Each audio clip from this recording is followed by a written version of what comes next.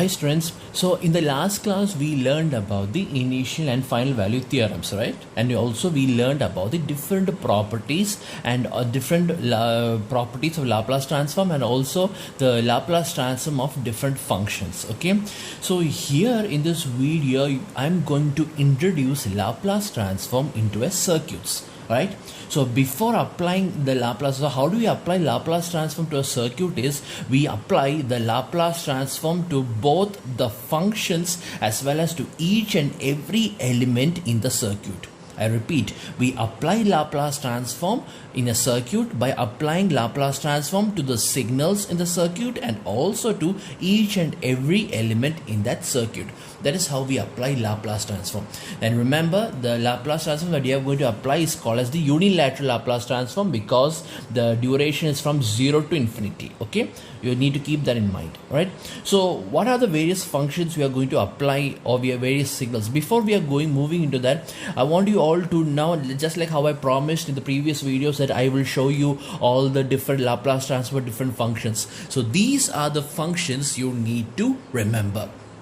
Okay, and of course if you can remember one of them, then I think you can remember some of them. That is also, you can apply that technique also. For example, if you know the Laplace transform of sine omega t, then I think you don't have to understand how you got the Laplace transform of e raised to minus 80 sine omega t, because this you can still apply this, you can still get this from this by applying the frequency shifting theorem, right? Because this is basically nothing but multiplication of exponential function in the time domain, so you will get a frequency shifting property. Okay, and applying frequency shifting property, you can get this from this. So that is one thing that's another way you can study. All right, so these are the various functions you need to understand. That is, these are the various signals. That is, the Laplace transform of del of t is equal to 1, the Laplace transform of u of t is equal to 1 by s, and this also means the Laplace transform of 1. That is, Laplace transform of 1 is also 1 by s, the Laplace transform of u of t is also equal to 1 by s. But you need to understand what is the difference between this and this. You need to understand that. Okay, that is, if I say that a signal x of t, if I say that when a signal x of t is equal to 1, what I meant is this, that is the signal x of t is 1 for all values of t. This is what it means by x of t is equal to 1. Okay, but when I say that x of t is equal to u of t, when I say that x of t is equal to u of t, what I meant is x of t is 1 only from 0 to infinity. Okay, it is only 1 only from 0 to infinity. Over here x of t is 1 for both when t is negative as well as when t is positive. But here x of t is equal to u of t, and this means that this signal is 1 only when t is positive. That is the difference between these two. And here I am telling you that in both the cases the Laplace transform is 1 by s. Why? How did that happen? The reason, that is why I am saying the reason is because we are already, anyway we are using this. We are using unilateral Laplace transform, because in unilateral Laplace transform the equation is defined as integral 0 to infinity f of t e raised to minus st dt. See, look at the limit 0 to infinity, which means the values less than 0, the values before 0 are not important, or they are not be considered, okay, or they are irrelevant. That is why, that is the thing about unilateral Laplace transform. If it had been a bilateral Laplace transform, then there will be different values for this equation. That is, there will be a different value for L of u of t and different value for one of Laplace transform of 1. You see, that is what you need to understand. The values will become different. Anyway, the Laplace transform of u of t will always be 1 by s, but the Laplace transform of 1 will be different for a bilateral Laplace transform. But in a unilateral Laplace transform, the integral is already from 0 to infinity. So since it is from 0 to infinity, it does not matter what is the value of the signal before when t is equal to 0. It does not matter. Okay, that is why we can safely say in this subject, in this circuit, in this Laplace transform, both the Laplace transform of u of t and the Laplace transform of 1 is also equal to 1 by s. Same story over here, so same explanation over here also. That is, the Laplace transform of the ramp signal is 1 by s square. And also, if you can say that Laplace transform of t is also equal to 1 by s square. Okay, since we are using unilateral Laplace transform. Then this is a new function that you have also you should study. It's very important. The Laplace transform of t raised to n is equal to n factorial by s raised to n plus 1. Okay. In the same way, here the Laplace transform of e raised to minus at is equal to 1 by s plus a, and the Laplace transform of e raised to at is equal to 1 by s minus a. You might be wondering why I am writing these two functions, because if these two functions, remembering these two functions might be, some of you might think that remembering these two functions might be useless, because once if you know this, then immediately you can write this by applying nothing but the frequency shifting theorem. It's true. That is correct. What you're thinking is also correct. See, because here the Laplace transform of 1 is 1 by s. So here this is the Laplace transform of e raised to minus at into 1. Right? We all know, according to the frequency shifting theorem, that Laplace transform of e raised to minus at f of t dt is nothing but 1 by s plus a. That is what exactly 1 by, or it will be nothing but f of s plus a. Right? That is, the every s will become s plus a, or in this case every s will become s minus a. So you can apply the theorem, and so in that case you might know, but still I'm just writing this equation just for your own convenience. Same over here also, we all know that the Laplace transform of sin omega t is omega by s square plus omega square. The Laplace transform of cos omega t is s by s square plus omega square. The Laplace transform of sin h omega t is omega by s square minus omega square. The Laplace transform of cos h omega t is s by s square minus omega square. Okay. And correspondingly, the Laplace transform of e raised to minus at sin omega t is omega by, replace every s with s plus a. So s plus a is only over here. So this will become omega by s plus a the whole square plus omega square.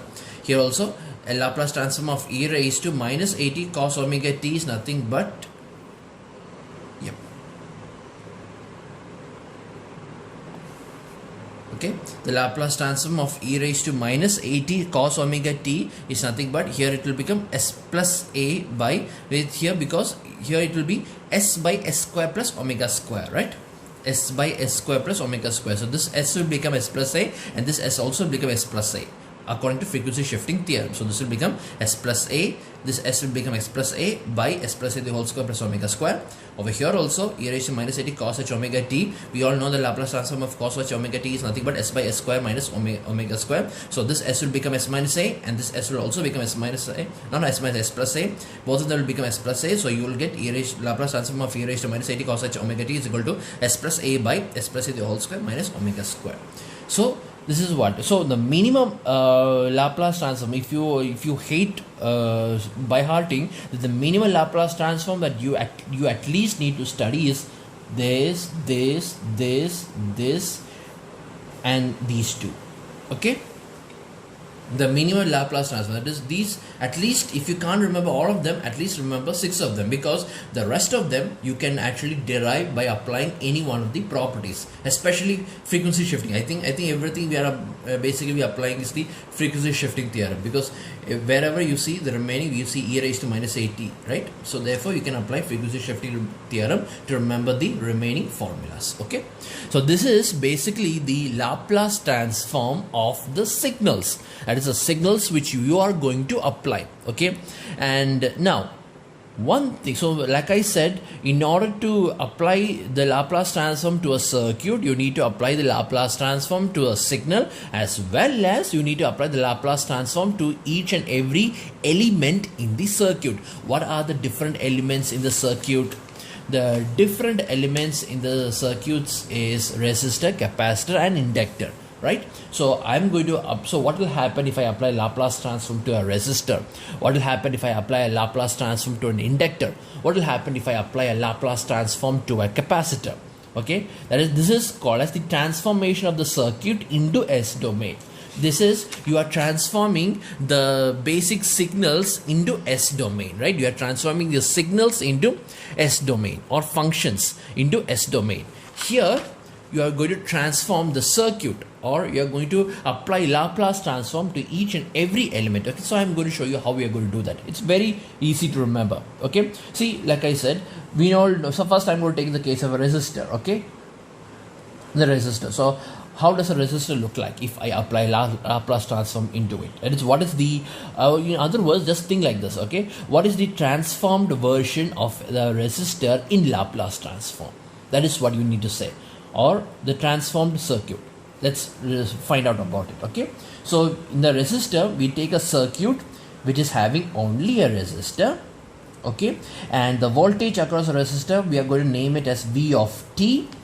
Okay, small letter V of t. Everything should be small letter because this is a time domain signal, and also it's an AC signal. That's why we are using V of t. And the current across it is I of t. It's a function. Both of them are a function of time. That's what it means.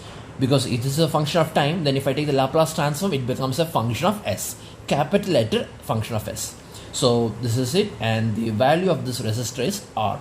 So in that case, how will I apply Laplace transform to this resistor? The only way of applying Laplace transform to this resistor is by applying Laplace transform to this equation representing this resistor. That is, what is the equation of this resistor? That is Ohm's law. V of t is equal to I of t into R, or V of t is equal to R into I of t.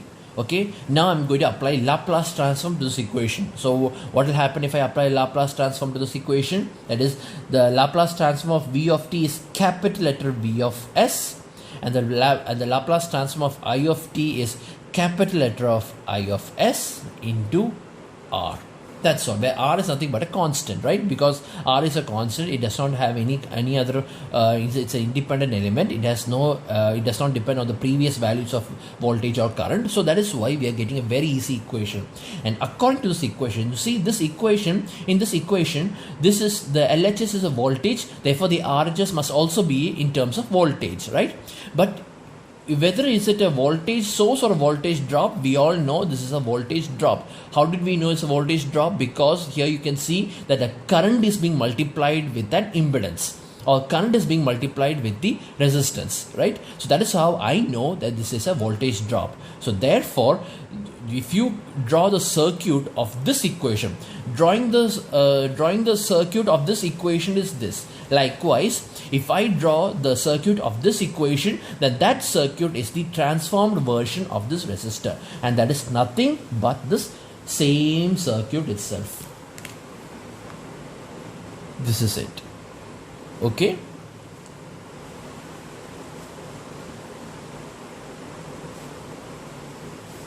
This is it. Okay. So which means this is the transformed version of it. In other words, the transformed version of the resistor, or the Laplace transform of a resistor, is that resistor itself. Okay, that is the easiest. This is one of the easiest things. There is no change. If you apply Laplace transform to a resistor, the resistor will remain as a resistor as it is. There won't be any change in it. Okay, that is one thing about the resistor. Now let's move on to the next element. Let's talk about the inductor. Okay, now what happens if it is an inductor? To understand that, first I will draw an inductor. Okay, let me draw an inductor over here.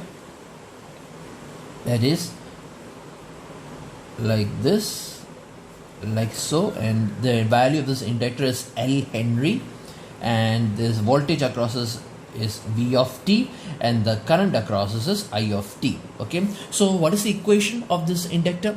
The equation of this inductor is given by V of t is equal to L into di of t by dt, right? According to the definition of an inductor, the voltage across the inductor is given by L into di of t by dt, where I of t is the current through the inductor. Okay, this is the basic simple equation. So now I'm going to do is I'm going to apply Laplace transform to this equation. Okay, so to apply Laplace transform to this equation, we all know what is the Laplace. Here yes, you can see there's a di of t by dt, right? So just for all of you to recall, what is the Laplace transform of a differentiation of a function? That is, what is the Laplace transform of f dash of t? You need to remember that. Immediately you should be able to say it. What is the Laplace transform of a differentiation of f of t? It is nothing but s f of s minus f of 0. This is the Laplace transform of of a differentiation of function with respect to time. That is, the Laplace transform of df of t by dt is nothing but s into f of s minus f of 0, where this capital letter f of s is the Laplace transform of f of t, and this small letter f of 0 is nothing but this f of t at time t is equal to 0, or it's also called as the initial value of f of t. Okay, so in that case, what is it? If I'm going to apply Laplace transform over here, what will be the Laplace transform of this equation? Then v of t will become v of s is equal to L into, what is the Laplace transform of di of t by dt? The Laplace transform of di of t by dt is nothing but s into I of s minus small letter I of 0, where this capital letter I of s is the Laplace transform of I of t, and this I of 0 over here, the small letter I of 0, is called as the initial value of I of t. That is, it is a value of I of t at time t is equal to 0. That is I of 0. Okay, so that is what the equation we got from here. Or let me just write it. We can say that v of s is equal to L into s I of s minus L into I of 0. Okay, this is the equation. So if I draw the circuit with respect to this equation, then that circuit is the transformed version of this inductor. So how will I draw the circuit of this equation? To understand that, you need to know which one is the voltage drop, which one is the voltage source. You see, LHS is voltage, so therefore the RHS must also be voltage. Okay, so you need to understand which is the voltage drop and which is the voltage source. So here we know this is the voltage drop, right? Because current is being multiplied with the resistor. So we know that this is the voltage drop. What about over here? Over here there are two terms, right? So both the terms must be in with respect to voltage. Okay, and so from here I can say that this is the voltage drop, because here the I of s is the current through the circuit, and this current is being multiplied with the impedance called as Ls. It's being multiplied with an impedance called as Ls. So this is the voltage drop, and this is the voltage source, because there is no current I of s over here. So therefore I can say that this is the voltage source and this is the voltage drop. So if I'm going to draw a Laplace transform of this, then it will become like this. That is, let me draw the circuit. It becomes looking like this. That is, we have an inductor over here, and the value of this impedance is Ls. Okay, and then we have a negative voltage. See, it is minus, so it's a negative voltage, and the value of this negative voltage is L into I of 0. The value of this negative voltage is L into I of 0. Okay, the current through the circuit is I of s, just like how we say that current in the circuit is I of t. So the Laplace transform version is I of s, and here the voltage across the circuit is V of t. Therefore the voltage across this circuit will be V of s. This is the Laplace transform version of this. Okay, that is, the Laplace transform version of an inductor consists of an impedance called as Ls along with the negative voltage of Li of 0, where this small letter I of 0 is the value of I of t at time t is equal to 0, and I of 0 is also called as the initial value of I of t, or initial value. Okay, initial value, that is the starting value. That is what it means. Okay, that is, it is the value of this signal before when the circuit starts. That's what it means, or before there's any change comes to the circuit. Okay, so that is one thing. Here one more thing also you can understand is that, see, you all learned about the source transformation, right? What is source transformation? According to source transformation, a voltage with a series impedance is equivalent to a current source with a parallel impedance. Again, I'll repeat, a voltage with a series impedance is equivalent to a current source with a parallel impedance. So in that case, what is the value of the current source? The value of the current source is the respective voltage source by the respective impedance. You will get L and L will get cancelled, so you will get I of 0 by S, right? So this is I of 0 by S is the current source. So therefore this circuit, another way of drawing the transformed version of the inductor is like this. That is, you first draw a current source.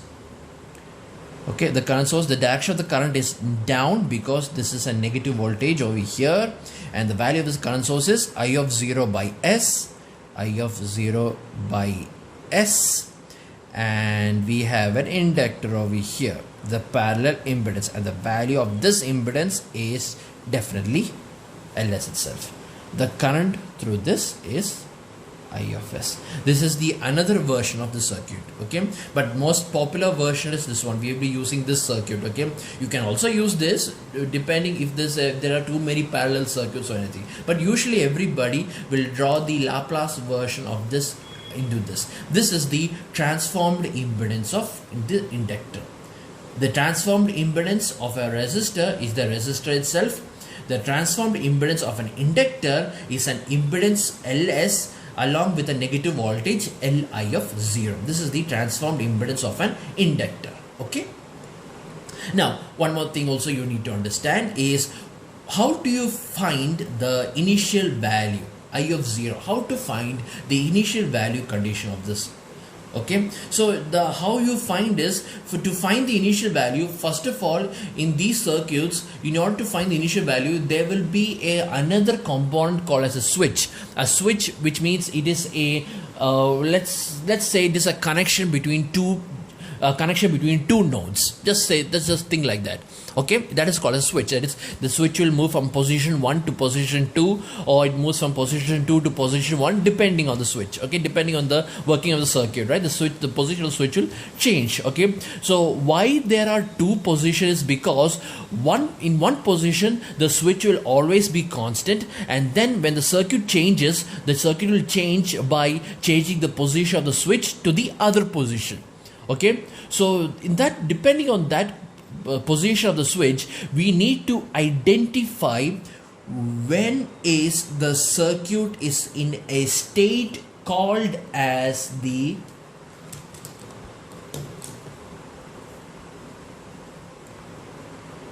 steady state. The steady state or the steady state condition. The steady state condition means it is the condition in which the circuit remains in that state for a long time. That is, there is no change in the voltage and there is no change in the current. There is no change in the voltage, there is no change in the current for a long time. In that kind of a condition, okay, I'm just saying in a very simple way, in that kind of a condition is what you call as a steady state. That is, the circuit is steady. The signals in that circuit is steady. There is no change in the value of the voltage or current, okay. So which means if there is no change in the value of the voltage or in the value of the current, since in an inductor there is no change in the value of the current, what happens over here? Because no change means no change in the value of current means then this value will become 0, right? Di of t by dt, that is, in a steady state condition, okay, in the steady state condition, I of t is constant. So since I of t is constant, then di of t by dt will become equal to 0. Since I of t is constant, di of t by dt becomes 0, and when di of t becomes 0, then the voltage across the inductor, that is this v of t, then this v of t becomes 0. That is, I repeat, under steady state condition means there is no change in the voltage as well as there is no change in the current, okay. But we know that the equation of the inductor is this equation, right? But if the current is constant, then there is no change in the current. So we all know that the differentiation of a constant is 0 itself, right? So therefore, the di of t by dt becomes 0. So if di by dt becomes 0, then this equation becomes 0, or v of t is equal to 0. What is the meaning of this? What is the meaning of the voltage across the inductor is 0? What is the meaning of this equation? The voltage across the inductor is 0. It means that the inductor will act as a short circuit. This means that the inductor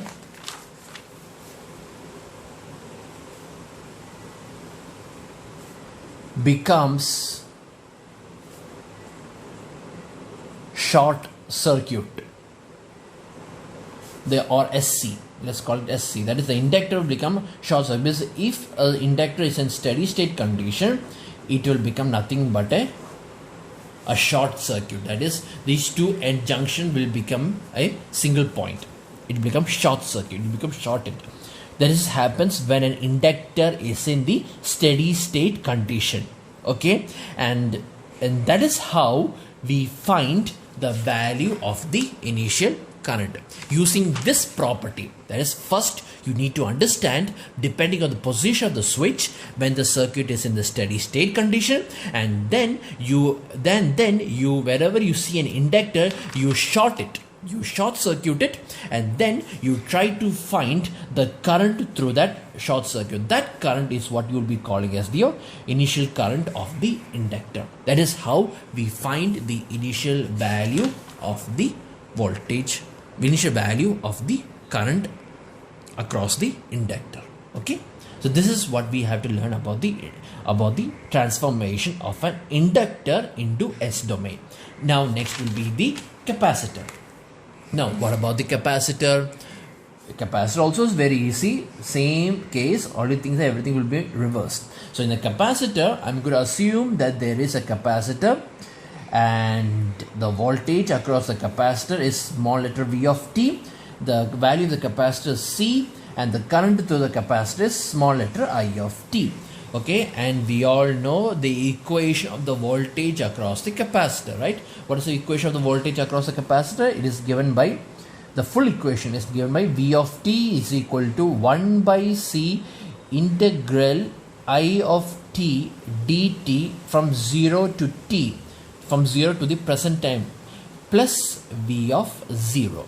Okay, this is the capacitor equation, okay, or the voltage current equation across a capacitor, where this is the voltage across the capacitor, C is the capacitance, I of t is the current through the capacitor, and this v of 0, just like how I say I of 0 in the inductor, here v of 0 is the initial charge across the capacitor, or the initial voltage across the capacitor. That is v of 0. That is, it is nothing but the value of v of t at time t is equal to 0. That is the value of v of 0. Okay, so now I want to apply Laplace transform. I want to find the transformed version of the capacitor. So what I'm going to do is that I'm going to apply the Laplace transform to this equation. Okay, so how to apply Laplace transform? We know that according to the Laplace transform property, that what is the property? It is that Laplace transform of integral 0 to t f of t dt. Okay, what is this thing called as? This is called as the time integration. Yes, this is called as the time integration theorem, right? So the Laplace transform of integral 0 to t f of t dt is nothing but f of s by s, right? This is the property we're going to apply over here. So in that case, the Laplace transform of this becomes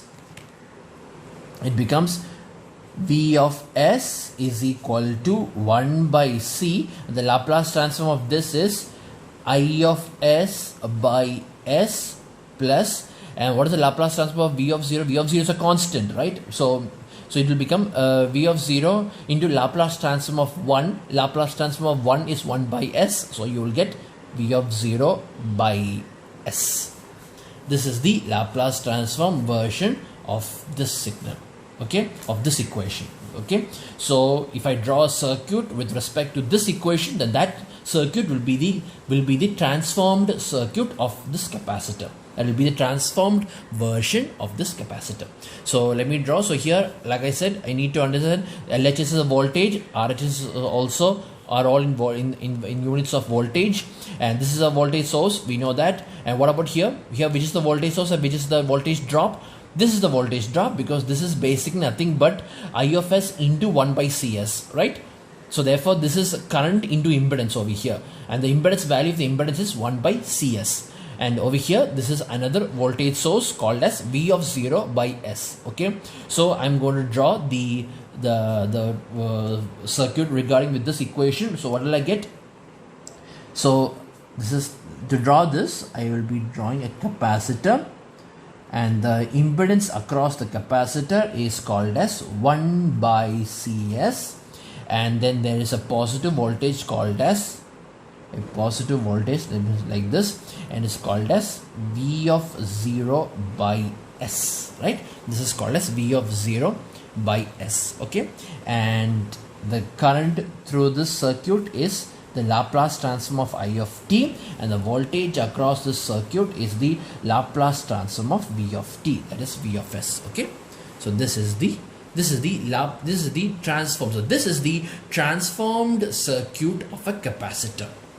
Just like how I say that this is the transformed circuit of an inductor, like that, this is the transformed circuit of the capacitor. So therefore, the transformed circuit of a capacitor consists of an impedance with a value of 1 by Cs plus a positive voltage of value V of 0 by S, where V of 0 is the initial charge across the capacitor, or the initial voltage across the capacitor. Okay.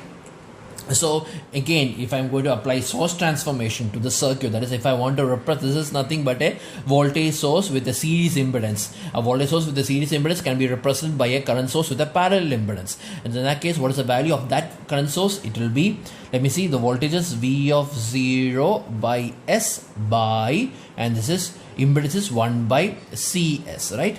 S and S will get cancelled, so C into V of 0, that is the value of the current source will become C into V of 0. So this is the source transformation of the circuit. That is, I draw a current source, and the current is pointing up because it's a positive voltage, and there is a capacitor over here, and this is the circuit. This is I of S, and the value of the current source is C V of 0. Okay, C into small letter V of 0 is the value of the current in this, or the current source, and the impedance of the capacitor is same thing, 1 by Cs. This is the another version, but anyway, like I'm saying, this is the popular version. Okay, this is the format we usually use for finding the Laplace transform of a capacitor, or the transformed impedance of the capacitor. This is the transformed impedance of the capacitor.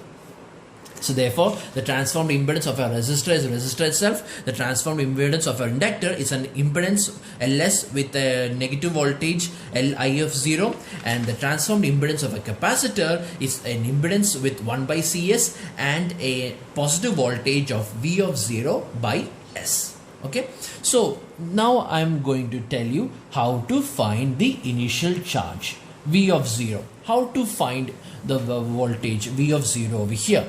Okay, so in that case, to understand that, again I'm saying we need to know what is the steady state condition, right? So how to understand, how to find whether the circuit is steady state? By looking at the position of the switch. We need to know when the switch will change its state. If the position of the switch changes, then the circuit will change its condition. Okay, from a steady state condition to another condition which is a changing condition. Okay, or a temporary condition. So in a steady state condition, what is the meaning of steady state? In a steady state condition means there is no change in the voltage as well as in the current. Okay, or because the voltage and current are all constant. They are constant. That is what is constant, and they remain constant for a long time. That is what is called as a steady state condition of a circuit. So here we all know already that the equation for the current of cross a capacitor is given by I of t is equal to C into dV of t by dt, right? This is the current voltage equation of a capacitor, right? That is I of t is equal to opposite of this. That is I of t is equal to C into dV of t by dt. Okay, so in that case, what will happen under steady state condition? What will happen to a capacitor under steady state condition? So according to the circuit, okay, since the steady state condition means both the voltage and the current becomes constant. So which means when the voltage becomes constant in a steady state condition, okay, in the steady state condition, in the steady state condition, V of t is constant. Both I of t and V of t is constant, but since over here V of t is constant, we all know that the differentiation of a constant is 0. So therefore V of t is constant, then dV of t by dt becomes 0. And if dV of t by dt is 0, then the current across the capacitor is 0. That is, no current will flow through the capacitor. Or in other words, the capacitor becomes, we all know, if there is no capacitor, that is, the resistance is infinite, right? The resistance infinite. And how do we make the resistance infinite? Only if the circuit is open, right? If the circuit is open, then no current will flow through that. So therefore a capacitor becomes open circuit. In a steady state condition, the capacitor becomes open circuit. Just like how we say that in an inductor, under steady state condition, the inductor becomes short circuit. Just like that over here, in the steady state condition, the capacitor becomes open circuit. Open circuit means if this is a capacitor, then this capacitor will become like this, open. Okay, it means it is open. And this is how we find the voltage across the capacitor. It is the open voltage between these 2 points. Okay, this is what it means by finding the initial voltage across initial voltage of the capacitor. Okay, so this is how we find the value of the initial voltage and the initial voltage of the capacitor, as well as the initial current across the capacitor. We need these two. Why do we need both the initial current of the inductor and the initial voltage of the capacitor? Because only by finding the initial voltage across the inductor only I can find the value of the negative voltage. Likewise, only by finding the initial voltage across the capacitor I can find the value of the positive voltage over here. Okay, here, because it requires V of 0, so I need to find V of 0 by S. I need to find V of 0, and I can only find V of 0 by applying the steady state condition in the circuit. Okay, we will be doing this problems based on this. Then you will have a clear-cut idea how to find the initial conditions across each and every element. Okay, so that is what we have studied so far regarding this. The transformed impedance, right? This is the transformed circuit, the transformed version of the resistor, inductor and the capacitor. Okay.